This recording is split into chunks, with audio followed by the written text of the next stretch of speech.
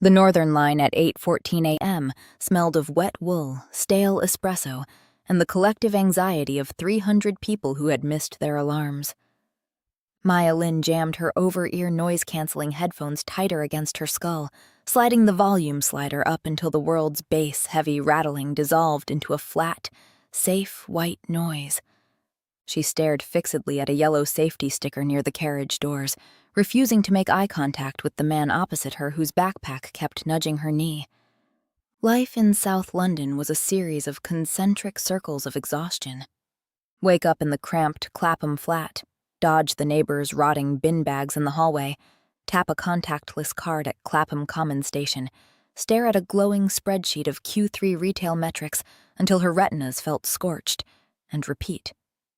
She tapped her phone screen, cycling through her usual commute playlist. Halfway through a heavy bass line, the audio stuttered. A sharp crack static hissed through the left driver, like a frying pan of oil. Maya frowned, pulling the right cup away from her ear to check the Bluetooth pairing. The static cleared, replaced by a low, warm voice.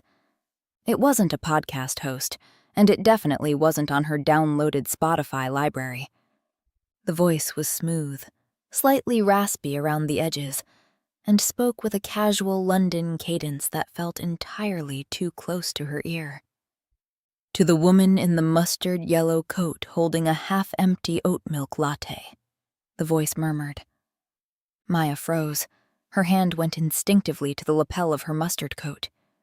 She looked down at her takeaway cup. It was half-empty. "Stop holding your breath," the voice continued, soft and amused. We aren't moving for another 10 minutes. Signal failure at Stockwell. You might as well relax your shoulders before your traps permanently fuse to your skull." Maya whipped her head around the carriage.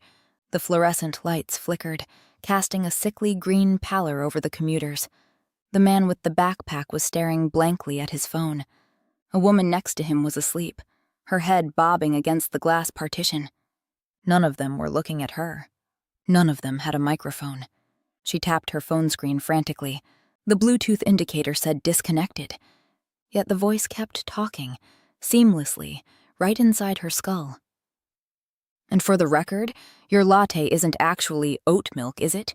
It's half-skimmed because the barista ran out of stock and you're too polite to send it back." Maya gasped, dropping her phone. It bounced off the toe of her boot and landed with a clatter on the rubber floor. She snatched it up, her heart hammering against her ribs like a trapped sparrow. She yanked the headphones completely off her head, letting them dangle around her neck. Silence rushed in, the abrasive screech of iron wheels grinding against the tracks, the hum of the ventilation, the heavy breathing of a stranger. She looked up. Across the aisle, a man leaning against the polished steel pole was watching her.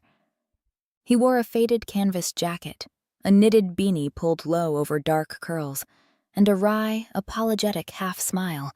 He was holding a battered portable radio transceiver with a short, antenna-like wire dangling from his pocket. As their eyes locked, he lifted 2 fingers to the brim of his beanie in a silent salute, stepped off the train as the doors slid open at Kennington and vanished into the morning crowd. By Thursday, Maya had checked her Bluetooth settings 12 times, reinstalled her audio drivers, and spent 3 hours scouring internet forums for Bluetooth hacking vectors. She found nothing. Yet every morning at precisely 8:14 a.m., when the train slowed to a crawl between Stockwell and Kennington, the static hissed, and the voice returned. "Day 4, the voice whispered into her left ear as she gripped the vertical pole, staring hard at the carriage floor. "You're getting better at ignoring the panic, Maya, though you still bite your thumbnail when you're thinking about your spreadsheets." She hissed a breath through her teeth, whispering into the empty air of the carriage. "Who are you?" A low chuckle vibrated through her headphones. "Names are overrated on public transit. Let's stick to the essentials. You like black coffee after 2 p.m. You listen to indie pop when you're depressed to trick yourself into feeling nostalgic. And you've been wearing those same brown Chelsea boots for 4 winters because the soles are indestructible. Creep, she muttered under her breath, though a reluctant smile tugged at the corner of her mouth. Observant, he corrected. Call me Leo, and before you throw your phone at the window, look out the left glass. Maya glanced out. As the train cleared the tunnel into the blinding daylight of an open-air stretch near Oval, a tiny record shop with a peeling green awning flickered past. In the front window, a handwritten cardboard sign read, "We buy used vinyl. No ABBA, please." Leaning against the doorframe, holding a mug of tea and a small radio transmitter, was the man from the train. Leo. They met that evening outside a Greasy Spoon cafe near King's Cross. The rain was coming down in sheets, slicking the tarmac and turning the London street lamps into smeared blurs of amber. Maya stood under the green awning, shifting her weight from foot to foot. She wore her mustard coat, her hair damp and curling around her face. You know, stalking people via local radio frequencies is technically a violation of Ofcom regulations, Maya said, as a tall figure in a canvas jacket hurried under the awning, shaking water off his shoulders like a dog. Leo grinned, his dark eyes crinkling at the corners. He didn't look like a cyber-terrorist or a stalker. He looked like someone who spent too much time in dusty basements listening to obscure B-sides. Not stalking if you're broadcasting into the ether and you happen to catch the signal, Leo said, holding up a sleek, modified pocket transceiver. Besides, I didn't hack your phone. The Northern Line's vintage copper signal booster cables run parallel to my shop's wiring in Camden.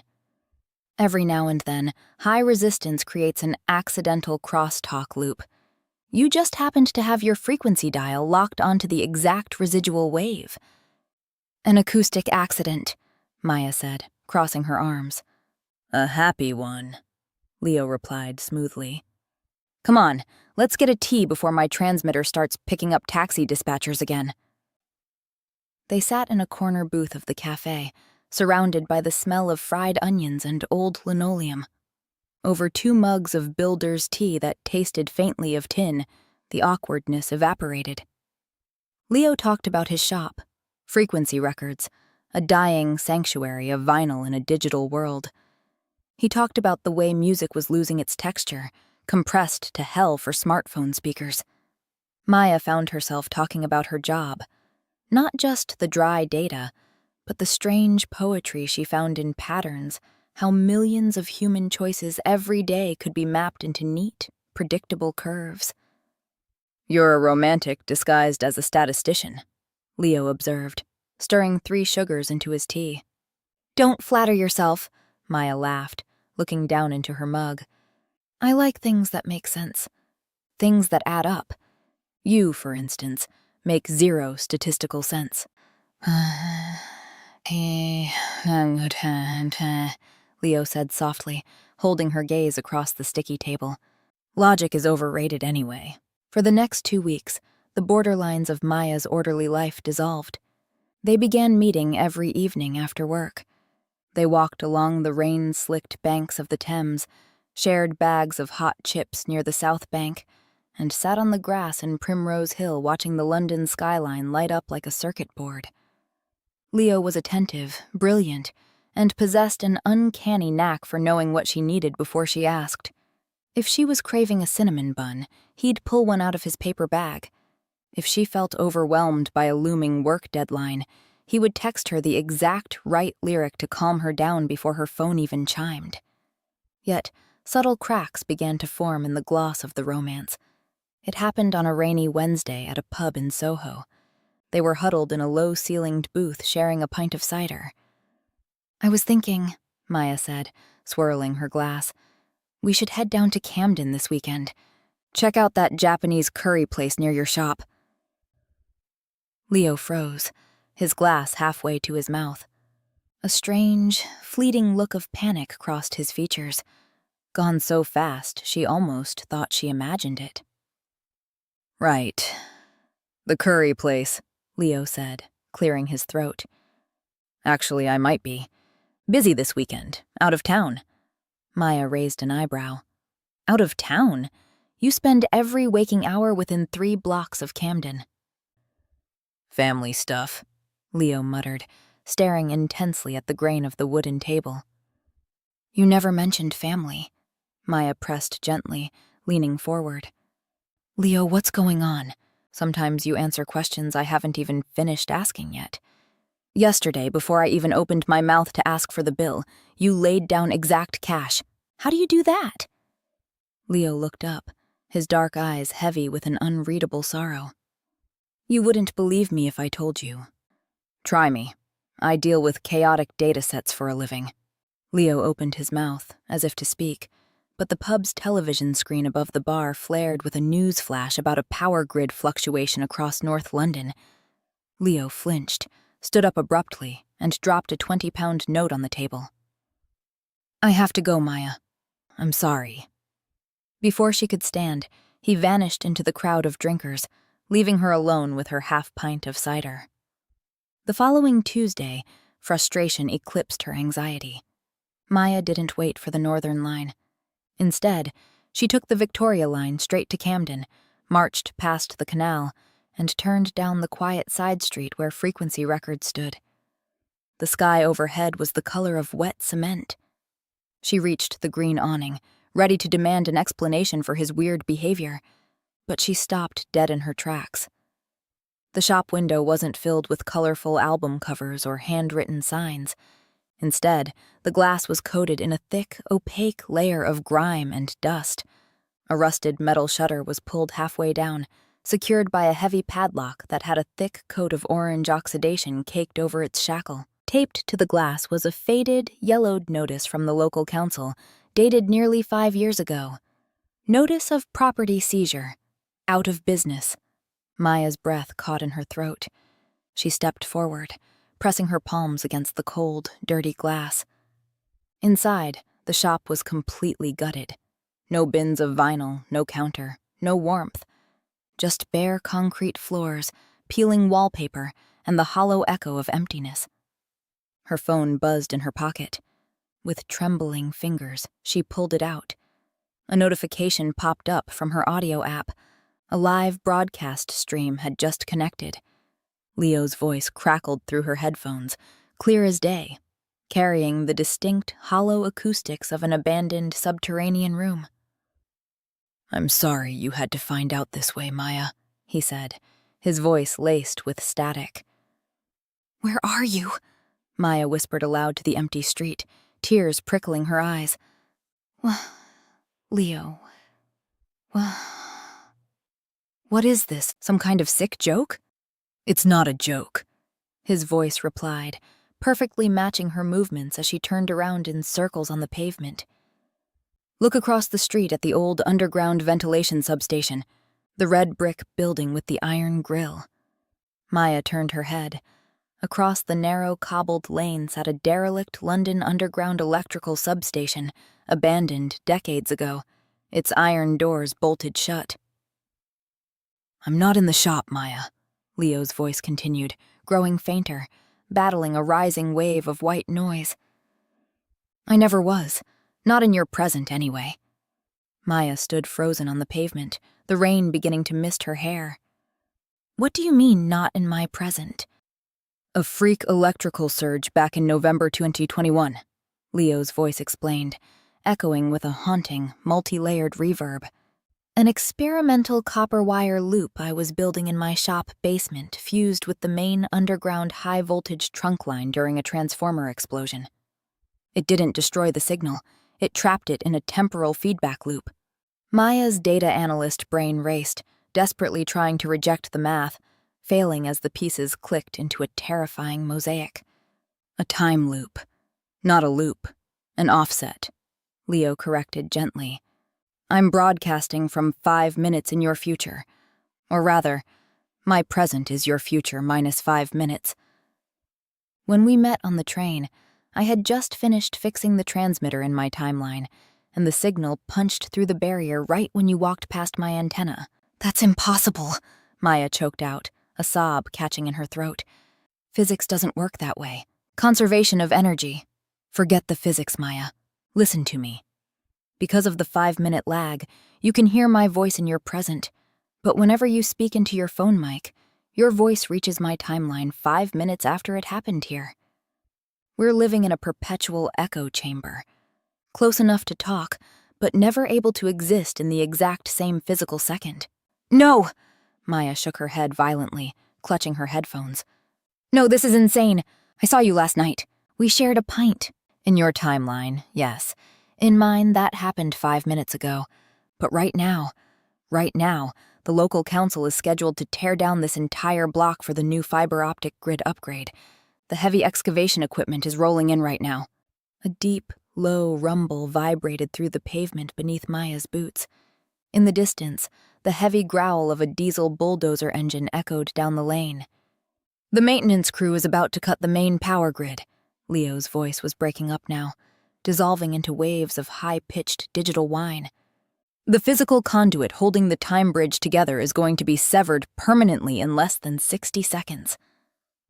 The signal is collapsing, Maya. Leo, where are you in your timeline? Tell me where to go. You can't reach me, love. You're 5 minutes behind. By the time you walk anywhere, the line will be dead. A soft, heartbreaking laugh crackled through the static. Thank you for the coffee. Thank you for listening to the noise. Don't you dare hang up! Maya screamed, tears finally spilling down her cheeks as passers-by on the street glanced at her warily. Leo, don't leave me behind. I'm not leaving you, his voice whispered, fainter than a breath against a microphone. I'm just signing off. A sharp pop echoed in her ears. The audio stream cut to absolute, suffocating silence. Maya stared at her phone screen. The audio player showed no signal. Across the street, a massive yellow Caterpillar excavator roared to life, its steel bucket slamming into the brick wall of the old electrical substation with a deafening crash of falling masonry and dust. 5 minutes. Her mind, trained to process chaotic variables, instantly calculated the parameters. If Leo was broadcasting from 5 minutes in the future, and the power grid was about to be severed in his timeline right now, that meant in her timeline, the physical conduit was still live for another 300 seconds. The time bridge wasn't just a radio frequency, it was a structural anomaly bound to the physical copper wiring buried beneath the very pavement she was standing on. Maya didn't think. She dropped her handbag, hiked up the hem of her mustard coat, and began to run. She sprinted down the cobbled lane, dodging startled pedestrians, her boots splashing through puddles. She didn't head for the abandoned shop. She headed straight for the underground maintenance hatch marked with faded London Underground hazard logos near the corner of the alley. The heavy iron lid was padlocked, but rust had eaten away at the hinges. Come on, she panted, wrenching her hands against the cold iron ring. Her fingernails tore, blood smearing against the metal, but adrenaline surged through her veins, overriding the pain. With a guttural cry, she threw her weight backward. The rusted hinge shrieked in protest and snapped with a metallic crack. Beneath the hatch lay a steep, vertical ladder plunging down into pitch-black darkness, illuminated only by the faint, rhythmic pulse of a glowing blue light flickering from a battered vintage radio box wired directly into the main trunk line. Without a second thought, Maya swung her legs over the edge and descended into the dark. The air down in the subterranean conduit was thick with the smell of ozone, damp earth, and hot copper. Sparks showered from the ceiling where the automated excavation saws from the surface above were already chewing through the upper layers of concrete.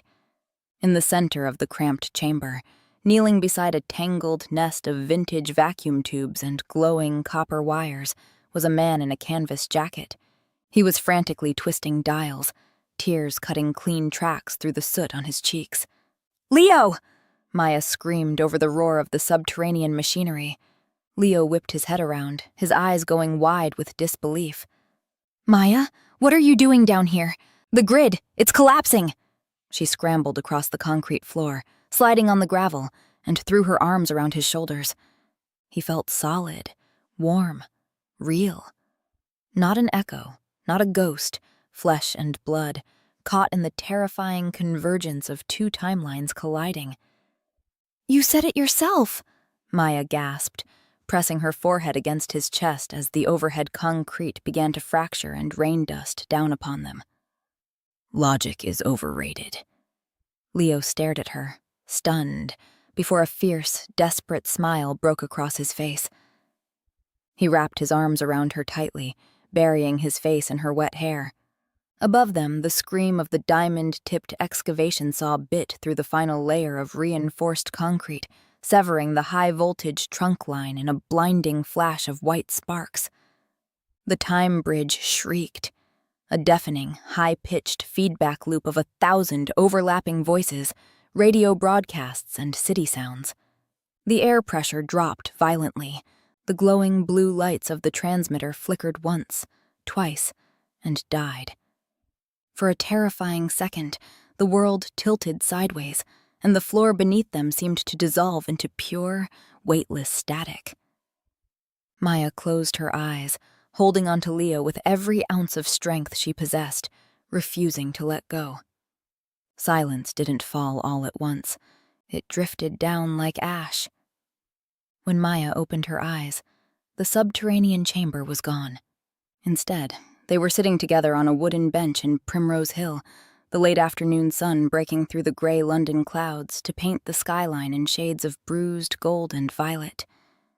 The distant hum of traffic rose from the streets below, a steady, rhythmic heartbeat of 9 million lives moving forward together in the exact same second. Maya looked down at her hand. Her fingers were intertwined with Leo's. His palm was warm, solid, and entirely anchored in the present. She reached up with her free hand, pulling off her noise-canceling headphones, and tossed them carelessly into her canvas bag. Leo looked over at her, a soft, knowing smile playing on his lips. "Quiet out there today, isn't it?" Maya leaned her head against his shoulder, watching a red double-decker bus crawl across the distant bridge. "Yeah," she whispered, smiling as the city hummed around them. "And for once, I don't do too mad once. I don't need to block it out."